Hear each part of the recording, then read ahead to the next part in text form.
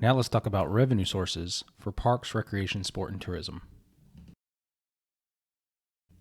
It's important to remember that income is essential to all organizations that provide leisure services in some capacity, whether this be sport, tourism, parks, recreation, and so forth. We're going to focus on types of income common to the three sectors that we've talked about so far, which is the public, the nonprofit, and the commercial sectors. So first, let's talk about a couple of different types of common types of income. We can look at contractual receipts, investment income, earned income, gratuitous income, and compulsory income. And I'll take a minute to give you this matrix here. And this shows the income sources across the top and then the sector on the left. And we can look at how important each type of income is for that sector. So if we look at like investment income or earned income for the commercial sector, you can see that they can become pretty important as far as the commercial sector as well with contractual receipts. Then we get down to the public sector where compulsory income is essential. But if you look up, it's not essential for the commercial sector. So this is a good starting point to look at how each one looks with their types of income and what they're looking at. All right, so let's start out with compulsory income. These are funds secured by government organizations. So they're generated through income through government, like taxes, licensing, and other things like that. It requires all or specific individuals within a legislative jurisdiction to contribute. So everybody within a township pays a tax, or everybody that has a certain license, like electrician's license, has a tax, and that's compulsory income. Okay, so gratuitous income is next, and these include things that are given without expectation of return. So the giver typically does not receive a direct benefit or compensation for the money they're giving. So we think about things like this as grants, sponsorships, bequests, and sometimes even gifts.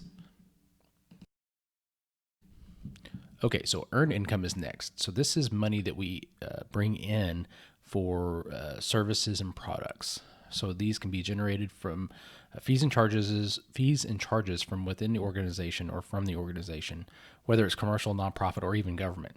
So that includes like program fees if you're going to participate in a program, charges for use of areas and facilities, whether you're using a room or a patio or whatnot, and you're in it for whatever reason. Sales, whether it be supplies, equipment, otherwise. Admission fees to get into a place, and there's a whole list after that. And then we have investment income, and this includes money generated from investment in the form of interest, dividends, and capital appreciation. So the result of investing in a fixed amount of dollars, which is principal, in such a way to generate new money. So a lot of people think about this as, if we're thinking about investing something like the Shark Tank, they're investing money. They expect to get like an interest back in some capacity, and that core money sits there doing the work, and that interest is just generated in some capacity so that we can pull it off.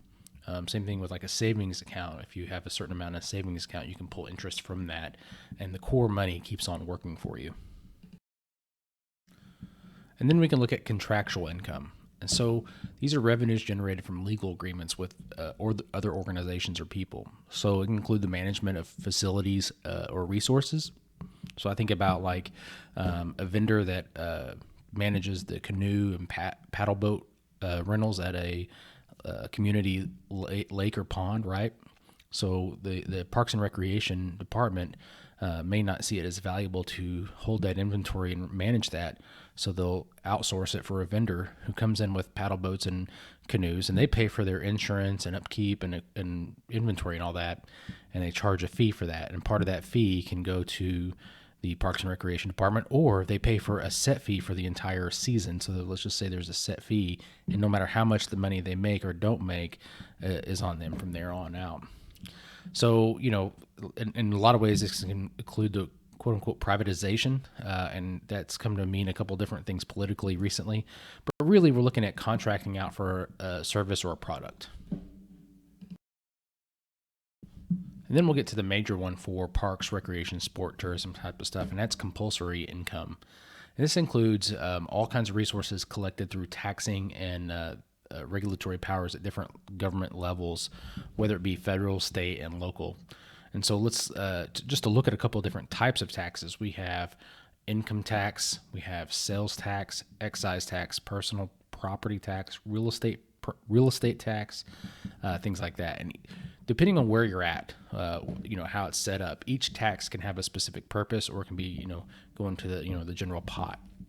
So overall, taxes do represent the single largest source of income for all government levels, and sometimes for different contracted services, they may spill out to nonprofits as well. So here we can look at a couple different ways of looking at compulsory income. So we can look at transfers, sales tax, property taxes, individual income taxes, stuff like that. And then we can look at what percentage of the state tax comes from that. So if we look at something like, let's look at individual income taxes. Only 17.9% of all state taxes collected come from the individual income taxes. And then you bump over to percent of local tax revenue, you can see that that goes down to 2%.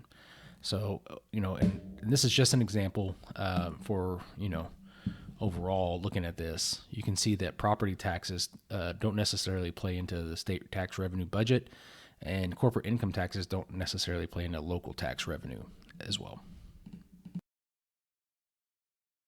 And that concludes our introduction to revenue sources for parks, recreation, tourism, sport, and so forth.